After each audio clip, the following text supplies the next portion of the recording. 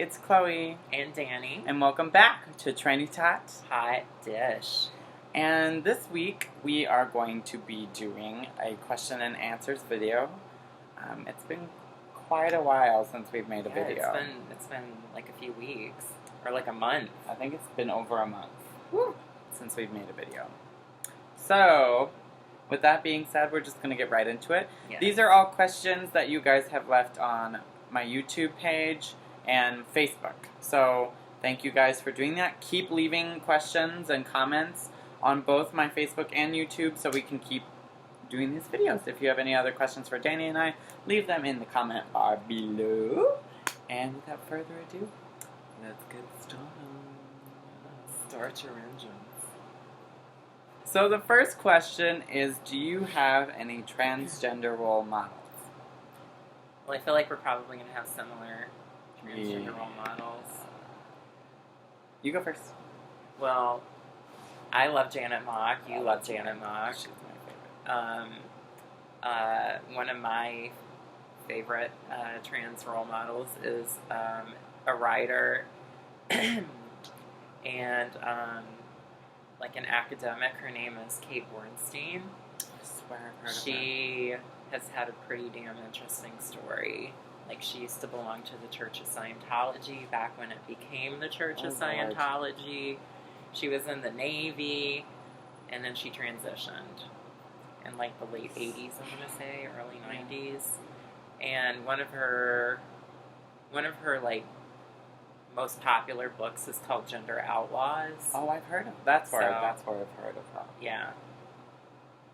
Any others? I have, well, Janet Mock, obviously, is one of my favorite trans people out there, just because she, I feel like, is creating such an interesting language about talking about trans people. She's so smart, and obviously, I love her hair. I'm trying to get a little Janet hair myself. Fluff it up. I'm coming for you, girl. Fluff it up, fluff it up. Janet, obviously, Laverne Cox has been huge to the trans community. I have two others that are, well, three, but I'm going to talk about. Gina Rosero, she's a model, and she's Filipino. Oh, so yeah. She has a special place in my heart because Did she do the TED Talk? Yes, and that TED Talk is, my grandma's Filipino, and I showed her that TED Talk with Gina Rosero, and because she's Filipino, for some reason my grandma got it a little bit better. Yeah. So thank you, Gina. But the two other ones that are huge for me, but only talk about one really, are Dr. Christine McGinn and Marcy Bowers. I'm going to be going into the health field and seeing successful trans women in the health field really is like, makes me hopeful and look forward to my career as a nurse and future nurse practitioner. Also Marcy, because she has, paved the way for surgery. Yeah, and I actually am getting my surgery done with Marcy. I just put my deposit down, but that won't be happening until 2017.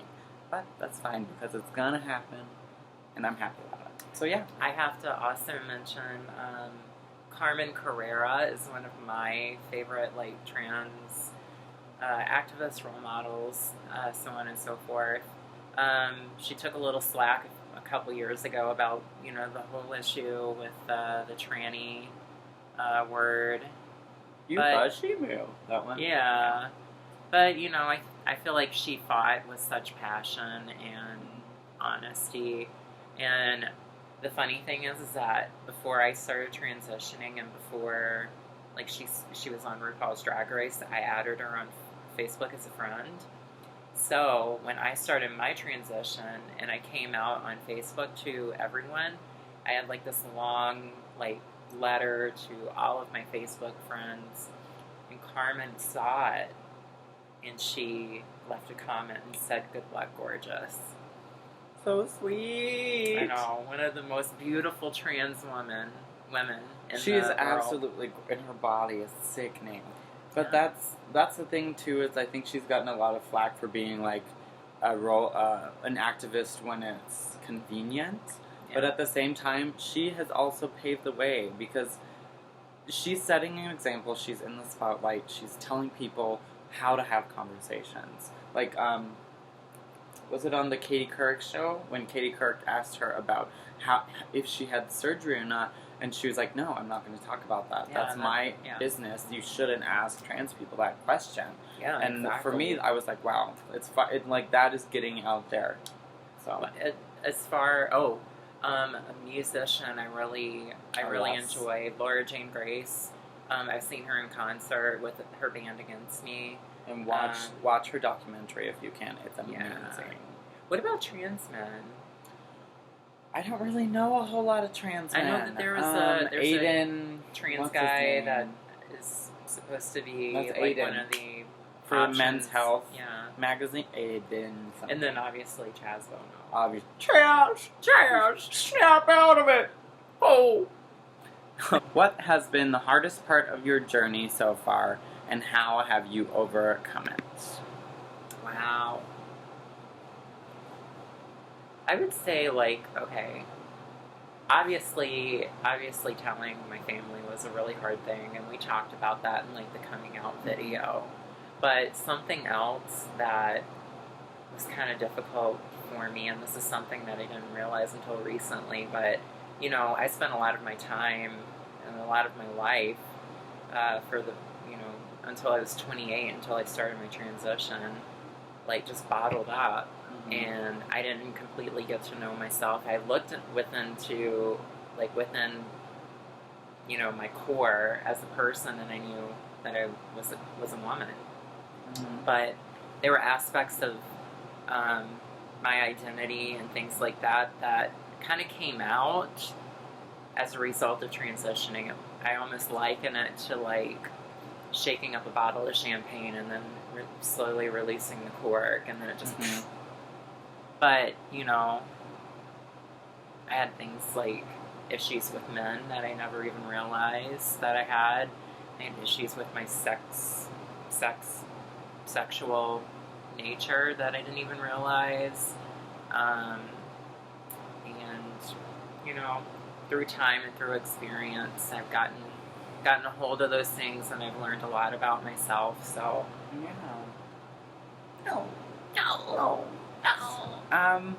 for me, the hardest part of my journey so far, not to say that there won't be hard parts to come, because I know there will be, but in the very beginning, passing, like, I feel like when you first start transitioning, you are so gung-ho about finally living every day as a woman, like, getting to be yourself every day, but it takes society and people around you a long time to see you as that woman. And for me, it was so hard, because every day I felt so happy and comfortable in my body, but then to walk around and get clocked every single time you're out, like, it's so hard on you. And for me, like, that was slowly kind of degrading my sense of self and my confidence. And it's hard. There are points where, you know, it makes you feel depressed, it makes you feel anxious, it makes you feel like you have to repress a lot of yourself to pass. So, for instance, like, my voice is not the most feminine. And I felt like talking, like, in public or in the group situation was going to get me clocked and was going to make people uncomfortable and get me hurt. So I repressed myself talking. I repressed interacting with people. I even repressed going out, like, into public. Like, even grocery shopping was such a scary task to me. But finally, I came to a point where I was so down, so sad, and I finally told myself, fuck it all. Like, I don't care if people stare. I don't care if people talk. I don't care if someone tries to hurt me, because at the end of the day, I am happy with myself. You're living your authentic life. I'm living my 100% authentic life, and if someone has a problem, that's their problem, not mine. Like, I can kind of relate to being the clocked thing, because for the longest time, whenever I would go out in girl mode, I would wear wigs, you know, and, you know, there was a point where I did, like, cross from part-time to full-time. I don't really exactly remember when that happened, but, you know, I was wearing wigs like almost every single day, even to work at Mac. Yeah. And then my hair got long enough to where I just decided, I'm going to not do this. And going out the first time without a wig on was so fucking scary. It is. Hair is such a big thing. So feminizing. Hair is such... I would say now, with my hair the way it is, like, I rarely get clocked. And before, even when it was, like, here, I would get clocked all the fucking time. Yeah. When mine was, like, super short and, like, up to here. And, yeah, it's taken me a long time. Hard. Now that I think about it, like, having short hair made me a strong person going through transition. But if... I wouldn't take it back, starting my full-time with short hair. But I feel like wigs would have been super helpful. Wigs. I feel like my legs would have been super helpful. But yeah. So you got legs for days. What are you talking about? So if you guys want to share your Trout mouth stories with us down below, please do. We love hearing from you. We love hearing your problems and how you overcome them. And I'm sure other people watching this or reading the comments do enjoy that as well. So please do that. Next question. What was it like shopping for clothes as a woman for the first time, and how did you develop your style? Oh my god. Okay. The first time I shopped for clothes as a woman was before I transitioned, the summer before I transitioned. It was my birthday, and my friends were really sweet. They rented a limo and took me and all of them to the salon. So sweet. So I had my wig, I had a shit ton of makeup, but I needed a dress and I needed shoes, and this was before I started hormones, so I was like going through therapy at that point. And I remember going to Buffalo Exchange. Buffalo Exchange is like a really nice consignment clothing store here in Minneapolis, where you can find like really nice deals. So I think I found my dress there. But I remember, like, as a boy, like, trying on all of these dresses, knowing that I had to shave my chest, knowing that I had to shave my face, and trying to imagine what this would all look like, together. And it was so uncomfortable, but so liberating at the same time. Yeah. And then I remember we found my shoes at, I think, either Nordstrom or Macy's at the Mall of America. Mm-hmm. And I remember... Your Jeffrey Campbell's? Or no? No, those leopard pumps right there. And I remember just walking around in them, dressed up as a boy with my hat on, because at the time my hair was super short and I was wearing nothing but like caps and hats and like, beanie cap things. And yeah, there was people watching and looking and, smiling at me whenever I was like strutting my stuff in those heels, but I just kind of smiled at him and was like, yeah, I'm gonna own this. Yeah. So yeah. See, and for me, I don't know, I'd done drag for a while before. Not saying that all my drag clothes were appropriate for everyday use, because they're not, because my style of drag is very sexy, very inappropriate for everyday use, but I did have some pieces that I could wear out in public to go shopping in. And I remember the first time I went shopping, I was at H&M. And seeing all these things that I'd always wanted to wear, and then trying them on, and they looked terrible on me. Just horrendous. Yeah. So, like, after that, it's like, you have to learn your body again. Like, you have to learn what looks good and what doesn't. Yeah. And for me, like, my style, I would say, is very... It's minimal, it's modern, mostly... Okay, here are my colors. It's Neapolitan ice cream. Basically. It's black, white, gray, brown, army green, blush. Well, yeah, pink and navy. That's pretty much... Those are pretty much the only colors. You rock that damn that I green, love. honey. Army green is my favorite. Besides army green and blush. But I like really simple cuts. I like very simple things. I don't like too many patterns. I don't like floral. I don't like frills. I don't like... Yeah. So, and that's just how I've always been. Yeah. As far as, like, cuts, I focus in tight waist and then flare out looks really good. Yeah. As I've developed curves, I do wear tighter skirts and, that's stuff the thing. now. That's the thing that some of our viewers might take with them from this video is that, you know, right now at this early point in your transition, if you're in the beginning stages of your transition, things are going to fit a whole lot differently 2 years in than they do right now. I had this one dress, oh my god. I bought it on hotlook.com, and it was this fucking gorgeous, and at the time I was not a redhead, but it would have looked amazing because it was copper bandage dress, and it was a little too tight, and I felt a little awkward in it, and then I took it to Buffalo Exchange. And you exchanged it. And I got, like, store credit. I so regret getting rid of that dress. It would look so amazing on me now because my frame is smaller, my muscles are smaller. So, see, just and that's, keep that in mind. That's one thing, too. I got this dress. It was a Forever 21 dress. It was a cute little strapless coral dress with a tight waist and a peplum and a pencil. And I didn't have boobs back then. It was so tight on me that I could barely zip it. Like, on my flat chest. And I tried it on the other day because I found it in my closet. Yeah. And it was loose around my chest, even now that I have my boobs done. I went from a 38 around to a 34 around. So that's how much my muscles have changed. Like, your body changes so much, even just within, like, the first 6 months. So shop as you go. Shop for things that maybe are adjustable, or you can wear a belt, or just...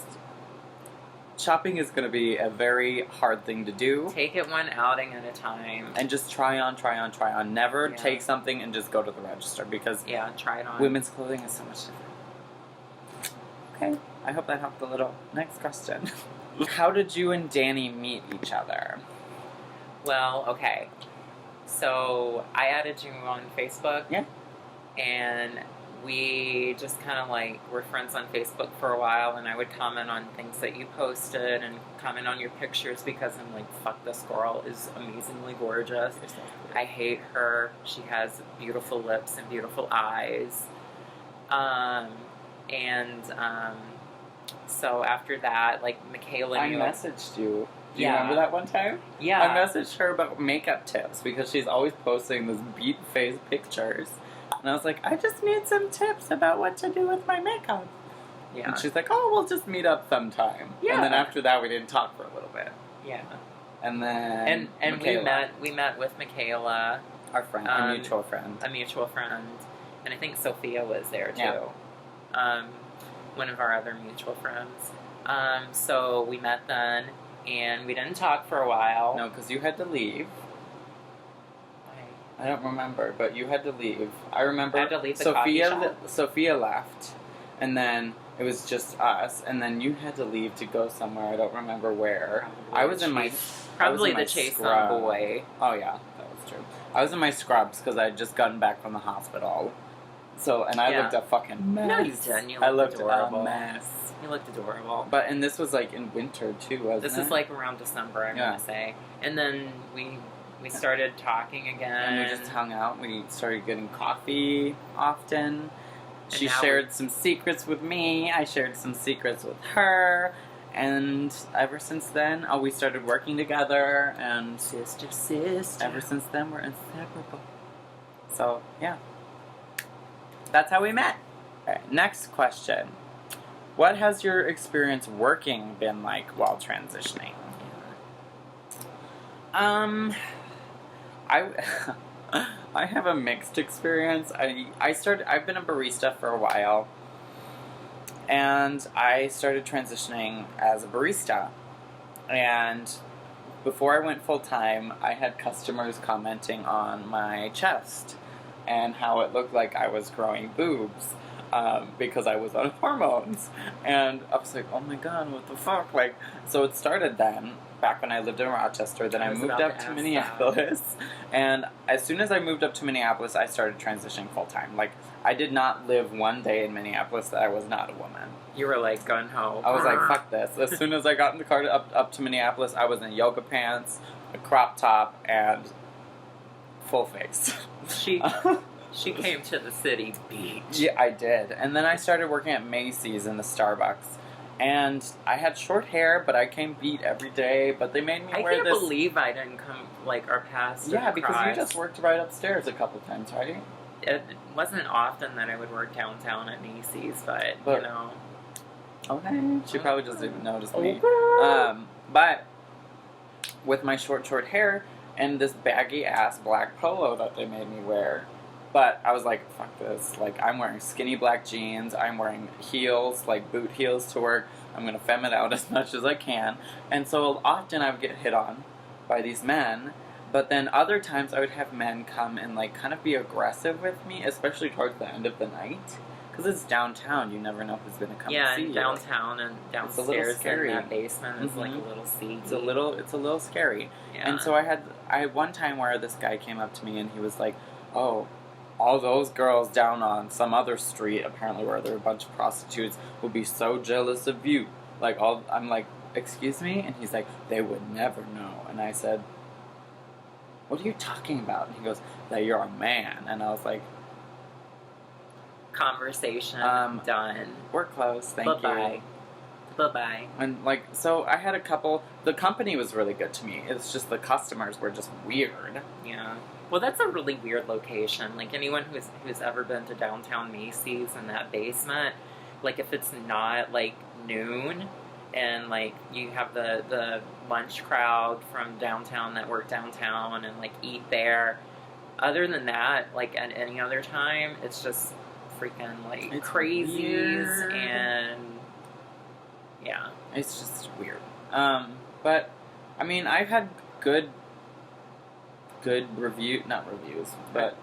experiences. Most of the companies I've worked for have been equal opportunity employers and have had multiple LGBT employees, if not an LGBT boss. So it's been pretty good for me. I haven't had too many bad experiences with employers, but I have with customers. Yeah. Well, I mean, for me, like, my experience, when I started transitioning, I wasn't working at Mac quite yet. I think I started working for Mac when I was, like, about 8 or 9 months in on hormones. And at that point, you know, Mac is a accepting, embracing kind of company. Like, their credo is all sexes, all ages, all races. I probably mixed that up. It's probably all ages, races, sexes, something like that. But, you know, they had no problem with it. And for a while, I was kind of in that awkward duckling, like, transitional phase where I didn't have, like, long hair and I, you know, was wearing hats all the time when I was working, or wigs. So I definitely had my you know, unpassable moments. Oh, yeah. But, you know, my other job at the adult store that I work at downtown, as soon as I told the owner of the store that I was planning on transitioning, there was a liquor store next door. He went and got a bottle of wine and cracked it open and was like, let's celebrate. So sweet.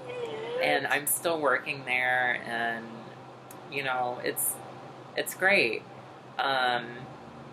Occasionally my coworkers pronoun me wrong, even to today, but I think that comes from the experience of having known me from before.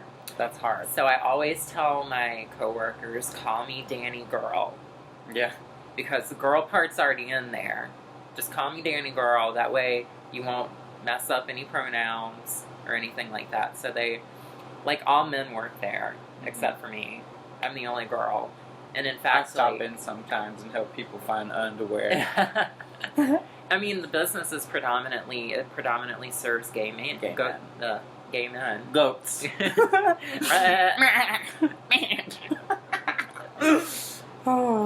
But yeah, I think we both have been fairly lucky with our employment. Yeah.